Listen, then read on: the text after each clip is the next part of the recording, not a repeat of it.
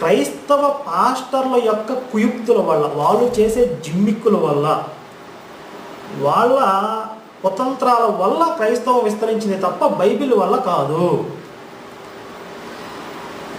ఆ అంశాన్ని టచ్ చేస్తూ ఈ పుస్తకాన్ని రాయడం మొదలు పెట్టడం జరుగుతుంది.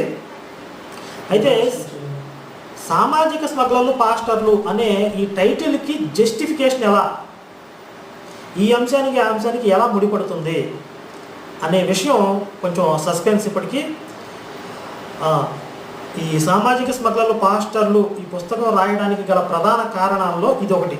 బైబిల్ దేవుడి గురించి చెప్పాం, యేసు గురించి చెప్పాం, కానీ ఇంత బలహీనమైనటువంటి, లోపభూయిష్టమైనటువంటి, సభ్య సమాజం అంగీకరించలేనటువంటి సిద్ధాంతాలతో క్రైస్తవ మతాన్ని ఇంతగా ప్రచారం చేస్తూ, ఇంతగా వ్యాపింపజేస్తున్నటువంటి